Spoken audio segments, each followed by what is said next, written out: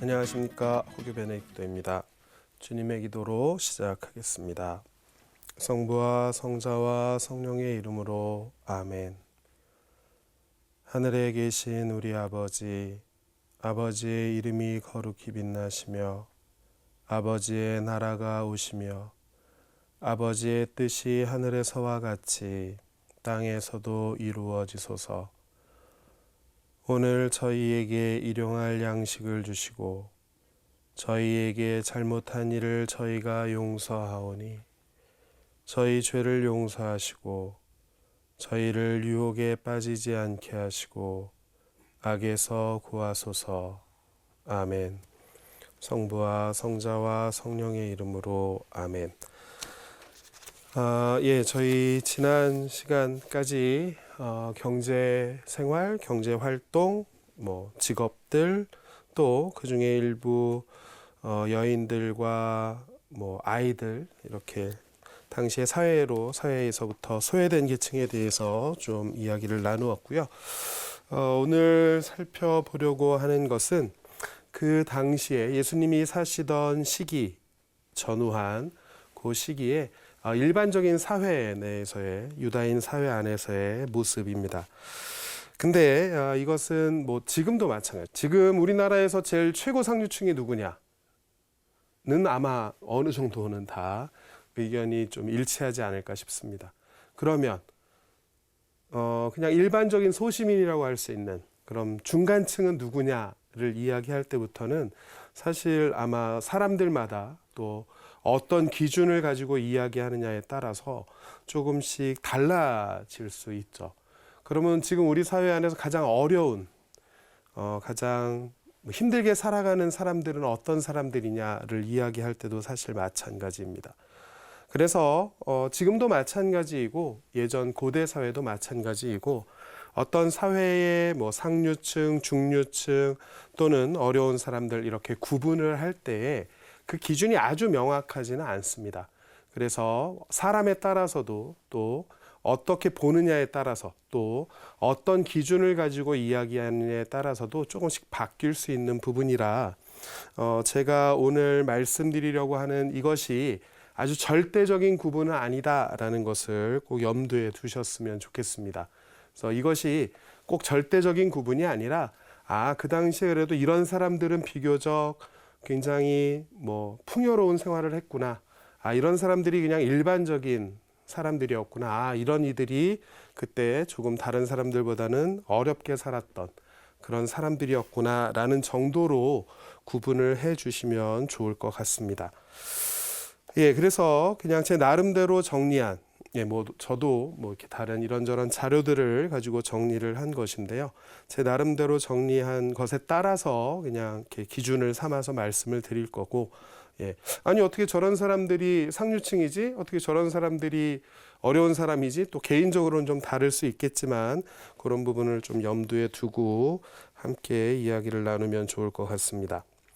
자, 우선, 저도 이것을 준비하면서 어려운 사람들을 먼저 하는 게 맞을지, 아주 잘 사는 사람들을 먼저 하는 게 맞을지, 이제 그런 것도 생각을 좀 해봤는데, 그냥 편하게, 우리 그냥 위에서부터 아래로, 오른쪽에서 왼쪽 이런 것이 편하기 때문에 그냥 특별한 의도 없이 그렇게 말씀을 드리겠습니다.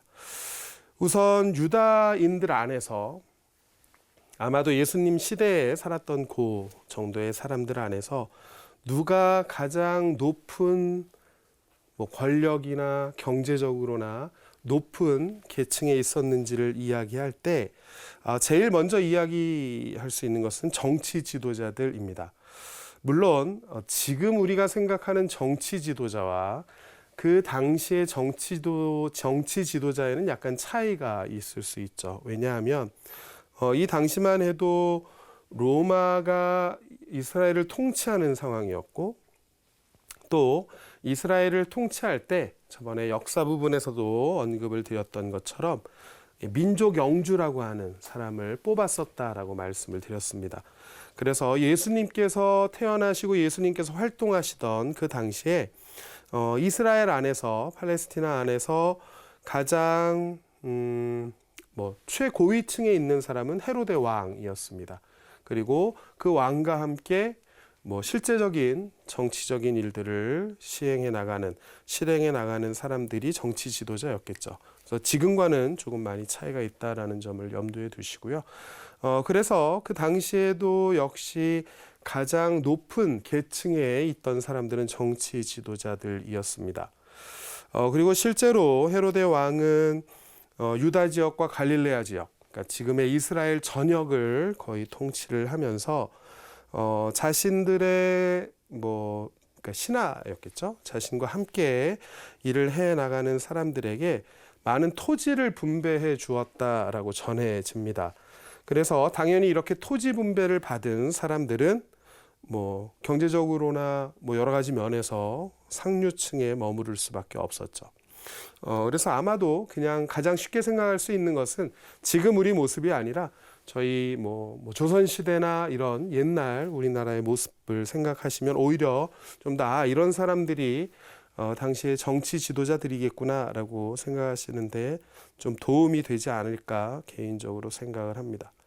자, 그래서 이렇게 왕으로부터 토지를 분배받은 그런 신하들이 가장 상류층에 속해 있는 사람들이었고, 어느 나라나 마찬가지이지만 토지를 분배받았다라고 하는 것은 그 토지를 누군가에게 임대해서 농사를 짓게 하고 또 거기서 나오는 수확을 일부 가져가는 그런 모습이었기 때문에 이런 이들은 상류층에 머무를 수밖에 없는, 그것도 가장 높은, 가장 잘 사는 상류층에 머무를 수밖에 없는 그런 구조였습니다.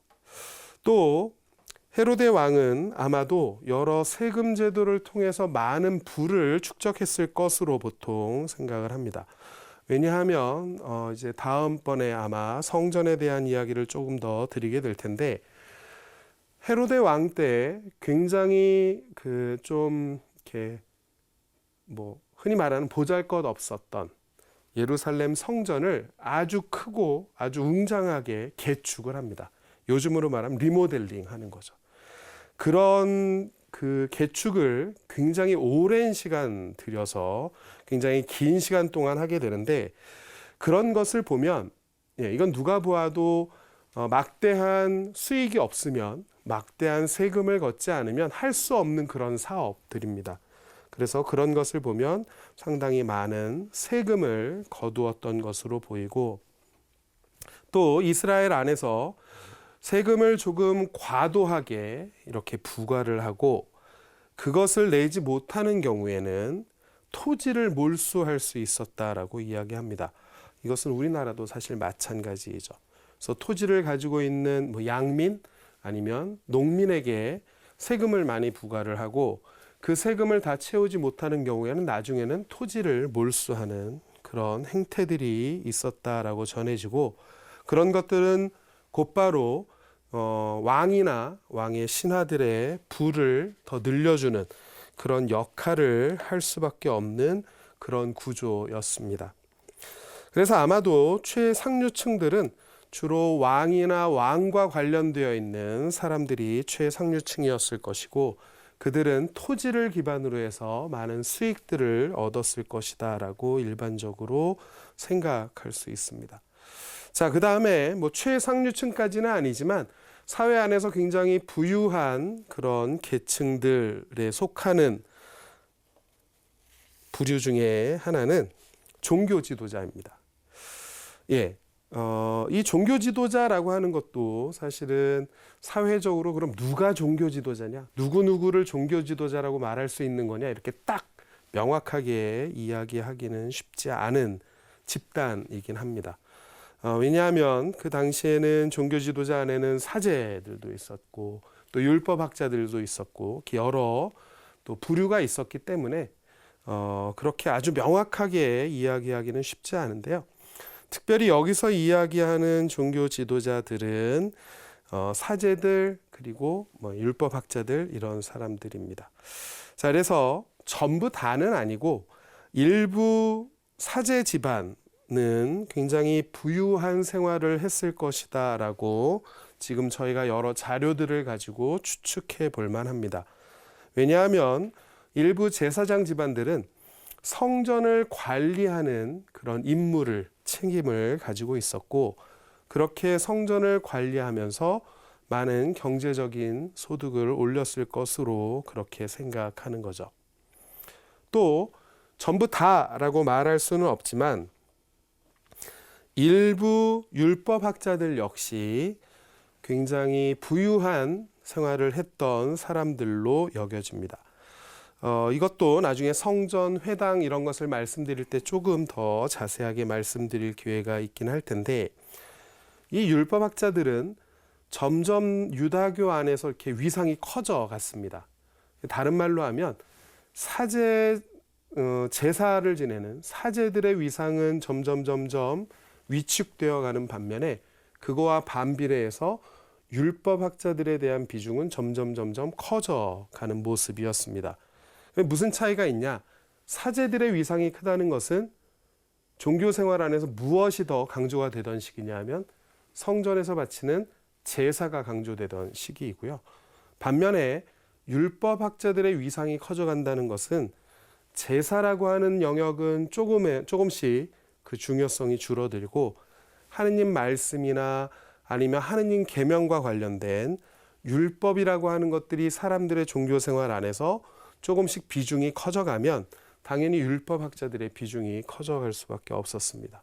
그래서 사제계급과 율법학자들은 서로 좀 이렇게 뭐 갈등 관계는 아니지만 서로 이렇게 약간 차이가 나는, 그러니까 이 사람들이 더 각광을 받을 때는 여기가 좀 줄고 이런 모습으로 이렇게 서로 연결이 되어 있습니다. 그래서 실제로 유배 이후에 유다교 안에서는 조금씩 하느님 말씀과 율법이라고 하는 것에 대한 중요성들이 강조가 되기 시작을 하고, 그러면서 일부의 율법학자들은 굉장히 높은 위상을 사회 안에서 가지고 있었을 것으로 보이고, 그들은 아마도 꽤 부유한 생활을 하지 않았을까라고 생각합니다. 또 율법학자와 일부는 약간 이렇게 공통점을 가지고 있는데 바리사이들입니다. 이 바리사이라고 하는 것은 나중에 기회가 되면 한번 정리를 해보려고 하는데요. 바리사이라고 하는 것은 원래 이렇게 어떤 운동에서 출발한 모임입니다. 그래서 그런 거죠. 자, 우리 조금 더 하느님 말씀에 좀 더 집중하고 율법을 더 충실하게 따르면서 삽시다. 우리 한번 그렇게 살아봅시다. 뭐 이런 하나의 운동에서 시작된 것이 바리사이 운동인데, 이것이 사람들이 그 운동에 점점 많이 참여하기 시작을 하면서 그 이제 위상이 점점 커져가고 하나의 집단으로 그렇게 형성하게 됩니다. 그래서 처음에는 율법학자 중심으로 이루어지던 이 모임이 시간이 지나면 지날수록 점점 더 많은 사람들이 거기에 참여하게 되고, 예수님 시대에는 실제로 율법학자들보다는 수공업자들이 더 많은 비중을 차지했다라고 이야기하는 학자들도 있습니다. 그래서 이 바리사이들 역시 율법학자와 비슷한 경우이긴 한데요. 이들 역시 종교와 정치가 거의 하나로 묶여져 있는 그런 유다교의 사회 안에서 꽤 부유한 생활을 했을 것으로 그렇게 추측이 되는 인물들입니다.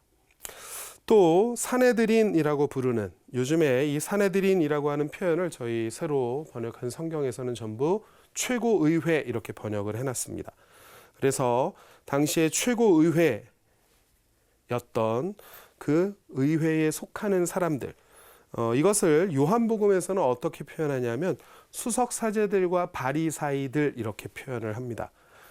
그래서 이 부분도 이제 학자들마다 조금 이견이 있는 부분인데, 어떤 사람들은 사제들과 율법학자라고 이야기하기도 하고, 또 어떤 사람들은 사제들과 바리사이라고 이야기도 하는데, 그냥 요한복음에 나오는 표현을 따라서 이야기한다면 최고의회를 구성하는 그 구성원들의 중심은 수석 사제들과 바리사이들이라고 볼 수 있습니다. 이 최고의회라고 하는 이 기관은 유다교 안에서 굉장히 특별한 기관입니다. 왜냐하면 여기서 종교적인 것도 의결하고 정할 수 있는 최고 기관이었고, 또 유다인들에게는 종교적인 법, 율법이나 계명이라고 하는 것이 거의 일상적인 생활에서 이루어지는 법이랑 거의 같은 수준이었기 때문에 입법기관이라고도 할 수 있는 곳이었습니다. 또 100% 전부 다는 아니지만 어떤 것에 대해서는 여기에서 뭐 율법을 어기거나 하느님을 모독하거나 이런 법에 대해서는, 이런 법을 어긴 경우에 대해서는 또 이렇게 사법기관의 역할도 할 수 있는, 그래서 사실은 종교와 정치 이런 것을 다 아울러서 유다교회의 가장 최고 기구라고 할 수 있는 게 최고의회이죠. 그래서 이 최고의회 구성원들 역시 아마도 부유한 생활을 하지 않았을까라고 추측이 되는 사람들입니다. 자, 그 다음에 또 많은 사람들은 당시에 부유한, 그래도 꽤 이렇게 잘 살았던 사람들 안에 세리들이 포함될 것이다라고 이야기하는 경우가 많습니다. 자, 우선 이 세리라고 하는 표현은 사실 성경 안에만 등장하는 표현이기는 한데요. 지금으로 말하면 세무공무원 같은 사람입니다. 근데 지금의 세무공무원과는 좀 여러 가지 면에서 차이가 있는, 그래서 세리라고 표현하는 그런 인물들입니다. 자, 우선 이 세리들에게는 어떤 권한이 있었냐면 어떤 사람에게 얼만큼의 세금을 내게 할지를 정할 수 있었고요. 또 그 세금을 부과하고 그 세금을 거두어 드리는 권한도 이 세리들이 가지고 있었습니다. 그래서 세금에 대해서는 조금 이따가 다시 좀 더 정확하게 말씀을 드릴 텐데, 이러다 보니까 이 개인이 어떤 한 개인에게 세금을 부과하고 세금을 걷고 이러다 보니까 아마도 이 세리들은 뭐 긍정적이건 부정적이건, 아마 부정적인 면이 좀 더 많겠지만 부유한 생활을 할 수밖에 없는 그런 계층이었을 것으로 보통 생각을 합니다. 그런 가장 큰 이유 중에 하나는요, 로마가 당시에 시행했던 세금 정책도 아주 큰 몫을 합니다. 로마는 굉장히 현명하게 똑똑하게 일을 이제 많이 추진을 했는데, 그 예 중에 하나가 이제 헤로데 왕입니다. 유다인들이 워낙 민족적인 성향이 강하다 보니까 로마에서 누구를 직접 파견을 하면 자꾸 갈등이 일어나고 문제가 될 요지가 있어서 이제 민족 같은 민족 중에 한 사람을 뽑아서 쓰게 되었다는 이야기죠. 자, 근데 이 로마는 세금 정책을 어떤 식으로 시행했다고 지금 전해지냐 하면, 야, 너네 그 이스라엘 땅에서 이스라엘 백성들은 1년에 이만큼을 로마의 세금으로 내야 해 라고 로마에 보낼 총액만 규정했었다라고 합니다. 그래서 그러니까 뭐 1년에 얼마라고 하고 누가 얼마 내는지는 관심이 없는 거죠. 그래서 그건 너희들끼리 알아서 하고 우리한테는 1년에 이만큼의 세금을 내야 해 라고 정해 두었다고 합니다. 그러다 보니 구체적으로 그럼 이것을 어떻게 나누어 낼 것인가는 누가 하는 거냐면 세리들이 하는 거죠. 그래서 이렇게 총액을 규정해 놓고 또 어떻게 했냐면, 만약에 세금을 이 총액보다 적게 거두면 세리들이 그거를 부담해야 했다고 합니다. 그래서 예를 들면 1년에 얼만큼 세금을 내면 적당할까요? 뭐 한 1,000만 원이라고 그냥 생각을 하죠. 근데 만약에 900만 원만 세금을 걷었다. 그럼 나머지 100만 원을 세리들이 대신 내야 한다는 거죠. 왜냐하면 로마에는 무조건 이만큼의 돈을, 뭐 1,000만 원이라고 한다면 이만큼 1,000만 원의 돈을 보내야만 하니까요. 그래서 세금을 적게 걷으면 그런 일이 생겼고요. 또 반대로 세금을 어쩌다 많이 걷었어요. 1,000만 원을 보내야 되는데 1,100만 원을 보내면 그럼 1,100만 원을 다 로마에 보내는 게 아니라 1,000만 원만 로마에 보냈다고 합니다. 그럼 나머지 100만 원은 어떻게 했을까요? 세리들의 몫인 거죠. 그래서 로마는 총액만 규정을 하고 실제로는 어떻게 할지를 규정하지 않았기 때문에 당연히 세리들은 자신들의 부담을 줄이기 위해서 세금을 많이 걷었다라고 이야기를 합니다. 그래야 본인 개인의 부담이 적어지고 피해가 적어지기 때문이죠. 그래서 이렇게 정해진 것보다는 많이 거둘 수밖에 없는 그런 구조 안에 세리들이 들어가 있었고, 그러다 보니 부를 자연스럽게 축적하는 결과를 가져올 수밖에 없었습니다. 그래서 아마도 전부 다라고 보기는 어렵지만 아마도 굉장히 많은 수의 세리들은 부유한 생활을 했을 것이다 라는 것이 일반적인 학자들의 견해입니다. 자, 이렇게 해서 세금을 넉넉하게 잘 거두면 로마에 필요한 세금을 보내고 나머지는 자기 것이 되는 거죠. 그래서 경제적으로는 조금 넉넉한 생활을 했을 겁니다. 그럼에도 불구하고 이런 세리들의 행동은 당시 이스라엘 사람들에게, 유다인들에게는 민족의 반역자와 같은 모습으로 여겨졌습니다. 그래서 우선은 로마를, 우리를 점령하고 있는 로마를 위해서 일하는, 우리 민족을 배신한 사람들로 유다인들은 생각을 했던 거죠.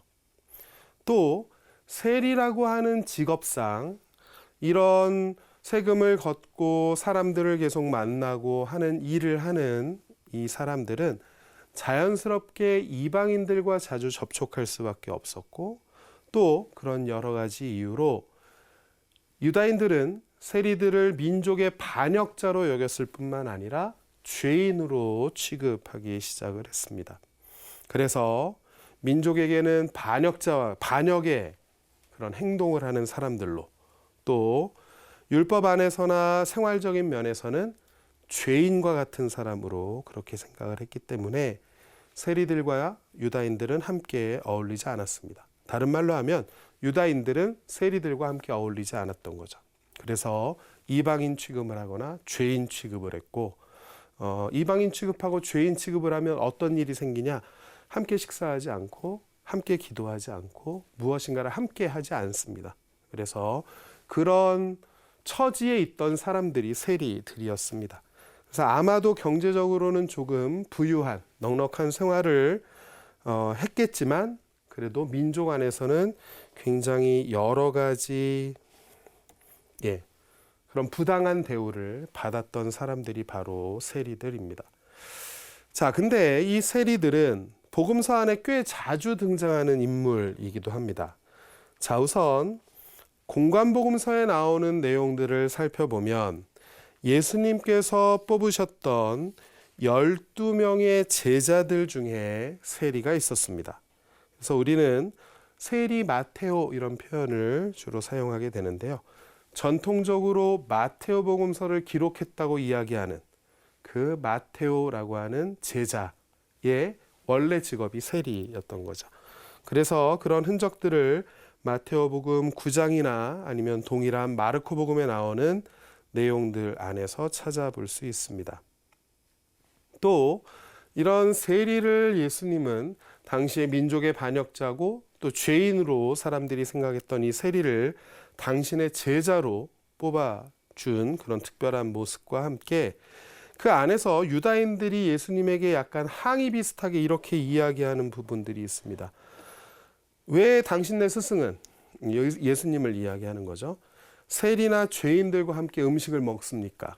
이 표현은 뭐냐 하면 우리는 그들을 죄인들로 생각하고 민족의 반역자로 생각해서 함께 어울리는 왜 당신 스승은 그렇게 합니까? 라고 따지는 부분이죠. 그때 예수님은 나는 의인이 아니라 죄인을 부르러 왔다 이런 표현을 통해서 나는 이런 세리들, 죄인들, 이들 역시 구원할 것이다 라고 하는 당신의 의지를 보여주는 모습을 복음서에서 찾아볼 수 있습니다.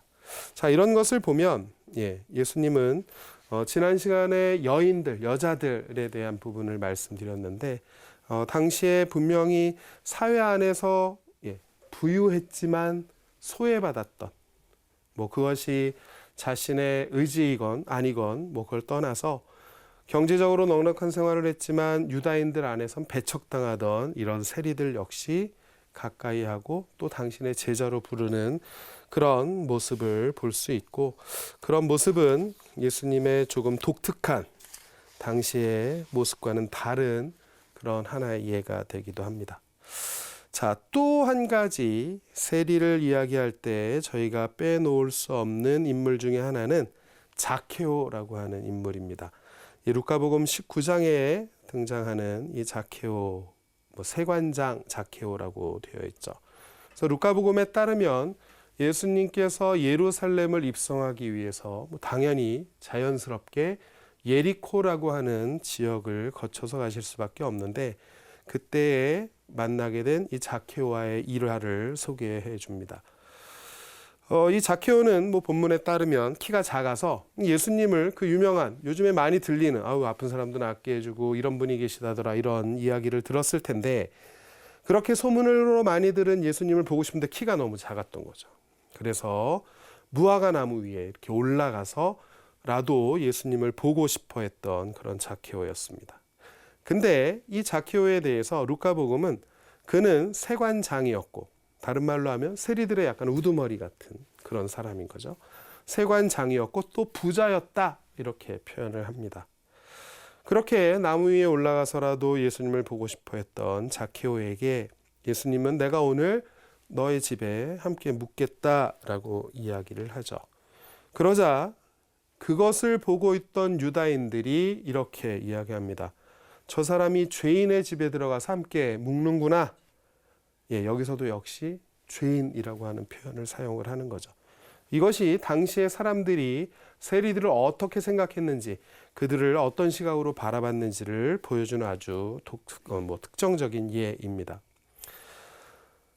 그러자 이렇게 흘러가는 거죠. 그래서 예수님은 말씀처럼 이 자케오의 집에 가서 묵습니다. 이렇게 예수님을 만난 자케오는 자기가 이렇게 표현을 합니다. 제가 가진 것을 어려운 사람들에게 나누어 주고, 또 제가 다른 사람의 것을 횡령한 것이 있다면 그것을 4곱절로 갚겠습니다. 이렇게 예수님에게 약속을 합니다. 그러자 예수님께서 이 집도 이제 오늘 이 집이 구원받았다라고 말씀을 하시죠. 자, 우선 여기서 그냥 몇 가지 살펴볼 것은요, 세관장이고 부자였다라고 루카복음은 명확하게 표현을 합니다. 또 자케오가 하는 말 중에 제가 다른 사람의 것을 혹시 횡령한 것이 있다면, 이 부분이 바로 세리들이 어쩔 수 없이 세금을 많이 걷고 할 수밖에 없었던 당시의 그런 시대적인 모습을 나타내주는 표현으로 이해할 수 있습니다. 4곱절로 갚겠습니다 라고 이야기합니다. 이 적당하다고 생각하시나요? 내가 누구의 것을 횡령을 하면 4곱절로 갚는 게 적당할까요? 아니면 부족할까요? 율법에 따르면 2배로 갚게 되어 있습니다. 그러니까 율법은 법을 어겨서, 횡령을, 남의 것을 이렇게 착복을 한 것이 있으면 2배로 갚아주도록 그렇게 규정을 하고 있는데, 여기서 자케오는 4배로 갚겠습니다 이렇게 이야기한다는 거죠. 그래서 이제 자케오의 그런 모습을 이제 부각시켜 주려고 루카복음은 이런 표현을 사용을 합니다. 자, 그래서 세리들이 당시에 어떤 경제적으로 어떤 모습으로 살았는지, 또 그것과는 별개로 유다인들 안에서 어떤 사람들로 대우를 받았는지를 이런 세리 마테오나 또 자케오의 이야기 안에서도 찾아볼 수 있습니다. 그래서 지금도 예리코라고 하는 도시에 가시면요, 자케오가 올라갔다라고 하는 돌 무화과 나무가 한 그루 있습니다. 근데 어느 누구도 이 나무에 자케오가 진짜 올라갔었는지 아닌지를 알기는 어렵죠. 근데 그 나무가 예리코에서 가장 오래된 나무이고 2000년 넘게 수명을 가지고 있는 그런 나무라고 합니다. 그래서 그냥 사람들이 이 자케오의 이야기를 떠올리면서 이 무화과 나무가 자케오가 올라왔던 나무다라고 기념을 하는 거죠. 자, 그렇게 해서 상류층 왕족들, 또 일부 부유한 특별히 종교 지도자들이나 일부의 종교 지도자들이나 세리와 같은 사람들이 보통 부유한 층에 속하던 사람들일 거다라고 일반적으로 생각을 합니다. 자, 그 다음에 이제는 그냥 중간층입니다. 일반적인 시민 계층인 거죠. 그 첫 번째 후보자는 수공업자입니다. 지난 시간에 제가 목수라고 하는 표현을 설명하면서 이 목수가 나무만 다루는 그 목수이기보다는 조금 넓은 의미의 가정에 필요한, 집안일에 필요한 여러 가지 일들을 하는 기술자였을 거다라고 말씀을 드렸는데, 바로 그런 사람들을 수공업자라고 볼 수 있습니다. 이런 사람들이 아마도 중간 계층의 사람이었을 거다라고 생각하는 가장 큰 이유는요, 이 당시는 상업보다는 농업을 기반으로 했던 시기였습니다. 다른 말로 하면 상인들보다는 농부들이 훨씬 많았다는 거죠. 그래서 이 수공업자들은 그 농부들에게 필요한 여러 가지 기구를 만들어주거나, 또 아니면 그들이 살게 될 집을 만들어주거나, 또 아니면 그 안에 필요한 여러 가지 가재도구들을 만드는 그런 모든 일을 하는 사람들을 일컬을 수 있는데요. 그런 의미에서 이 수공업자들 역시 아주 어려운 생활을 하지는 않았을 거다라고 일반적으로 생각합니다. 그래서 기록에 따르면 농업을 중심으로 한 사회 안에서 수공업을 하던 사람들은 전체 인구의 한 5%밖에 되지 않았었다라고 이야기합니다. 그러다 보니 5%의 사람들이 뭐 그렇게 따지기는 어렵겠지만 95%의 일을 했던 거겠죠. 그래서 그들은 농기구를 제작하거나 생활용품을 만들거나 이런 일을 했을 것이고, 그래서 그들은 꽤 넉넉한 여유 있는 생활을 했을 거다라고 생각을 합니다. 그래서 부유한 사람들이기보다는 그냥 일반적으로 생각할 수 있는 중간 계층에 속하는 사람들이, 수공업자들이 그 중간 계층에 속하는 사람에 속할 수 있다라고 보는 거죠. 자, 그 다음에 또 중간 계층이라고 생각할 수 있는 사람들 중에 하나는 상인들입니다. 상인들은 조금 전에 수공업자들은 전체 국민의 5% 정도라고 말씀을 드렸는데요. 상인들은 그것보다도 훨씬 적었다라고 이야기합니다. 왜냐하면 유다인들은 아무래도 이 팔레스티나에 살고 있던 사람들은 상업보다는 농업이나 어업이나 이런 것에 더 치중할 수밖에 없는 그런 환경을 가지고 있었습니다. 그래서 상인들은 아주 일부의 사람들이 이런 상업을 했을 것으로 생각을 하는 거죠. 당연히 사람이 사는 곳이었기 때문에 이스라엘 안에도 여러 시장이 있었을 거다라고 생각을 합니다. 그래서 시장 안에서 거래가 이루어지기도 하고, 또 물건을 다른 곳에서 가지고 와서 파는 사람들도 있었겠죠. 근데 이렇게 시장에서 어떤 물건을 교역해주는 그런 사람들은 있었지만, 우리가 지금 생각하는 것처럼 뭐 이스라엘에서 이집트에 가서 무엇을 팔고, 이집트에서 시리아에 가서 무엇을 팔고, 이런 일을 하는 사람들은 아주 극소수에 불과했다라고 이야기합니다. 그래서 뭐 표현 자체가 조금 요즘에 맞추어져 있는 표현이긴 한데요. 국제적인 무역을 하거나 이런 것은 아니었다는 거죠. 그래서 이 상인들 역시 아주 극소수였기 때문에 비교적 안정적인 생활을 했을 것으로 그렇게 일반적으로 생각을 합니다. 자, 그 다음에 또 중간 계층에 속할 것으로 볼 수 있는 사람들은 농부와 어부입니다. 지난 시간에 농업, 어업에 대해서 잠깐 말씀을 드렸는데, 우선 어부들은 갈릴레아라고 하는 아주 훌륭한 어장, 좋은 호수를 가지고 있었고요. 거기에는 다양하고 풍부한 어종이 있었다라고 말씀을 드렸습니다. 그래서 지난 시간에도 플라비우스의 표현을 잠깐 인용을 했는데, 모든 종류의 물고기들이 갈릴레아 호수에 있었고 맛과 생김새에 있어서 다른 곳과는 달랐다라고 이렇게 표현을 합니다. 그래서 아주 좋은 물고기들이 살고 있는 그런 호수로 이렇게 표현을 하는 거죠. 그래서 그런 것을 보면 어부들 역시 아주 어려운 생활을 하지는 않았을 것으로 그렇게 생각할 수 있습니다. 자, 그 다음에 농부들 역시 마찬가지입니다. 갈릴레아 지역은 이스라엘은 남부는 광야 지대이고요. 갈릴레아 호수와 이제 그 부근이 가장 물이 풍부한 지역이었기 때문에 농업을 가장 잘 할 수 있는 곳은 갈릴레아 호수와 그 주변이었습니다. 그래서 갈릴레아 지역은 농업에 아주 좋은 조건을, 물이 풍부한 좋은 조건을 가지고 있었고, 그래서 갈릴레아 호수 서쪽에, 남서쪽에 보면 이즈레엘 평원이라고 하는 아주 넓은 평야가 자리하고 있습니다. 그래서 혹자는 현재에도 이스라엘 사람들에게 필요한 밀 중에서 70%를 그 이즈레엘 평원 분야에서, 그 부근에서 생산해낸다고 이야기할 정도로 이스라엘 사람들에게는 아주 중요한 평야인 거죠.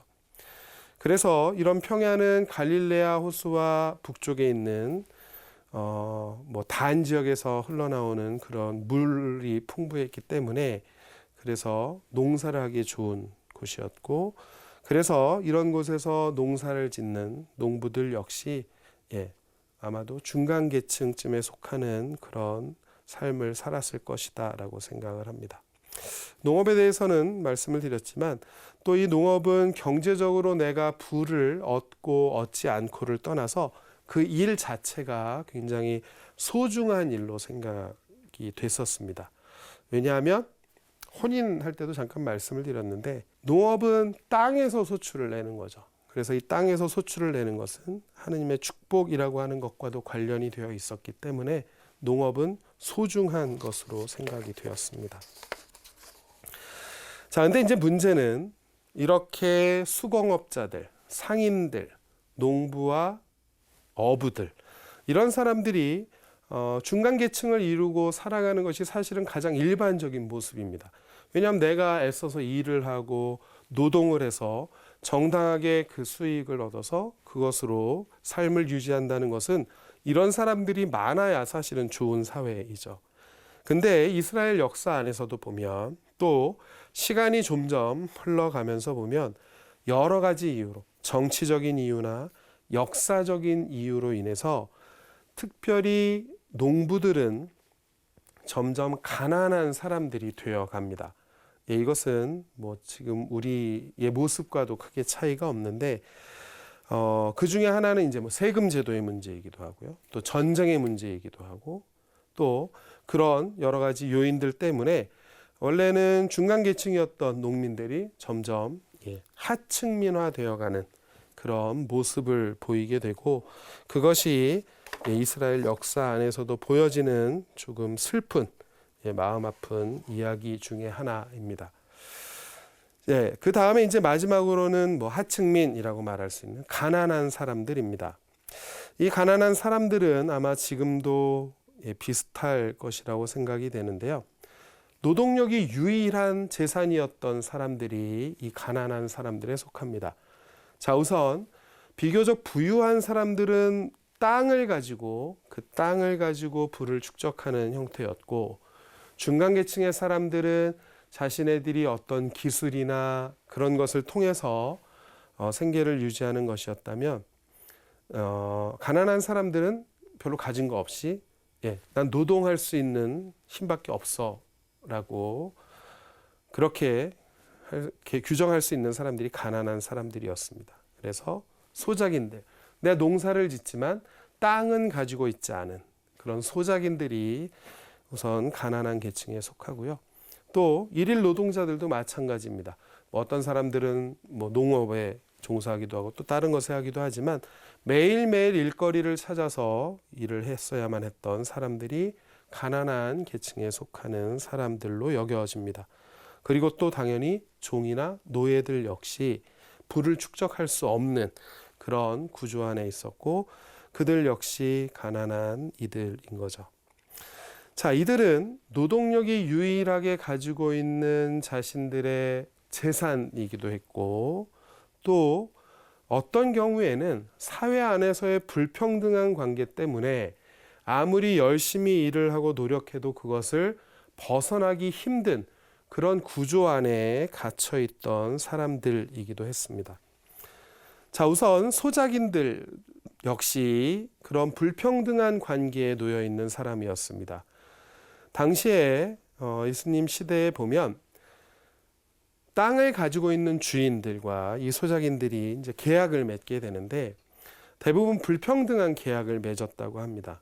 그래서 어떻게 불평등한 계약을 맺냐 하면 이 사람의 노동의 대가를 인정해 주기 위해서 뭐 이만큼을 주겠다라고 계약을 맺는 것이 아니라 내가 얼만큼 버는 거에서 요만큼을 주겠다 이런 식으로 계약을 맺었다고 합니다.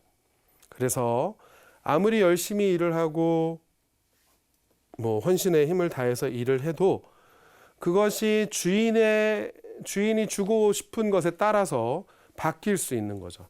그래서 주인에게 더 중점이 가 있었고 소작인들에게는 그렇지 못했기 때문에 소작인들 역시 지속적으로 어려운 생활을 해 나갈 수밖에 없는 그런 구조 안에 놓여 있었습니다. 또 일일 노동자들 역시 마찬가지입니다. 일일 노동자들은 가장 큰 어려움이 뭐냐 하면 일자리의 불확실함입니다. 예, 내가 원한다고 해서 매일매일 일을 할 수 없는 그런 처지에 놓여 있다는 거죠. 그래서 어떤 기록에 보면 당시의 일일 노동자가 전에 말씀드렸지만 한 데나리온이 하루 일에 적정한 값이다라고 말씀을 드렸잖아요. 이 일일 노동자들이 평균적으로 일반적으로 1년에 200데나리온 정도를 벌었다고 합니다.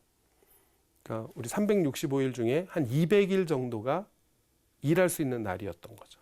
뭐 좀 더 하는 사람은 좀 더 많이 벌었겠지만 평균적으로 그 정도였다고 합니다. 그래서 이 일일 노동자들 역시 일을 찾는 데 굉장히 어려움이 컸고 또 일을 찾는다 하더라도 자신들이 얻을 수 있는 그런 수익이 그렇게 많지 않았던, 그래서 이렇게 불확실하게 계속 살아갈 수밖에 없었던, 그리고 경제적으로도 어려운 생활을 했던 사람들로 일반적으로 여겨집니다.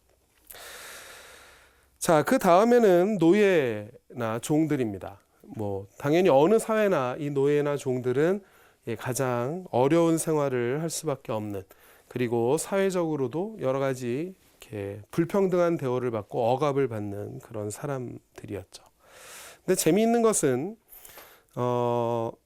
노예는 가장 노예가 많아지는 경우는 전쟁입니다. 전쟁에서 한 나라와 한 나라가 싸워서 전쟁에서 패배한 나라 사람들, 이렇게 잡혀온 그런 전쟁 포로들은 되게 노예로 그렇게 살아가게 되는 거죠.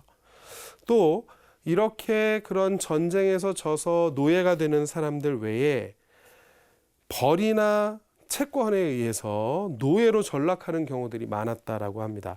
자, 이 부분은 아까 제가 잠깐 이야기했던 농부들의 경우가 대표적입니다. 그래서 이 자기의 땅을 가지고 농사를 짓고 있는 사람들에게 과도한 세금을 부과를 하고, 또 그렇게 해서 세금을 다 낼 수 없으면 나중에 그러면 너희 땅을 내놔 라고 땅을 가져가는 거죠. 그러면 땅이 전부였던, 그리고 그 땅에 농사를 짓는 것을 통해서 살아야 했던 이 농부는 땅이 없어지는 순간 소작인으로 되거나 아니면 노예로, 그 심하게 돈을 갚아야 되는 경우에 노예로 전락할 수밖에 없는 그런 구조였습니다. 또 무엇인가를 잘못해서 벌로 노예로 전락하는 경우들도 있었다라고 전해집니다. 그래서 이런 불평등한 관계 안에서 점점 농부들이나 이렇게 생산을 해내는 사람들이 조금씩 하층민화되어가는 그런 모습을 이스라엘 역사 안에서도 볼 수 있는데, 예수님 시대에는 어쨌거나 이렇게 뭐 상류층, 중류층, 또 어려운 사람들 이렇게 구분해서 볼 수 있는 거죠. 자, 그 다음에 뭐 어느 시대나 마찬가지이지만 말 자체로 가난한 사람들일 수밖에 없는, 그래서 이미 모든 것을 다 잃은 거지들, 또는 아까도 말씀드렸다시피 몸이 아픈 사람들, 병자들은 당연히 가난한 생활을 할 수밖에 없었습니다. 또 병자들은 특히 이스라엘 안에서는 그냥 가난한 것이 아니라 저 사람들은 뭔가 하느님에게 죄를 져서 저렇게 벌을 받은 걸 거야 라는 인식이 강했기 때문에 경제적으로 가난한 뿐만 아니라 또 그런 다른 사람들의 그런 시선도 감당해야 했던 그런 사람들이 바로 병자들입니다. 그래서 오늘 최고의 상류층, 부유한 사람들, 중간 계층의 사람들, 어려운 사람들에 대해서 살펴보았는데 처음에 시작에도 말씀드렸다시피 이것이 절대적인 구분은 아니다라는 것을 꼭 염두에 두시면 좋겠습니다. 왜냐하면 여러분들이 보시는 책에 따라서 조금씩 이렇게 구분하는 것이 다를 수 있기 때문에 그런 부분만 염두에 두시면 좋을 것 같습니다. 저는 다음 시간에 또 만나 뵙기로 하고 마침 기도로 영광송 하겠습니다. 성부와 성자와 성령의 이름으로 아멘.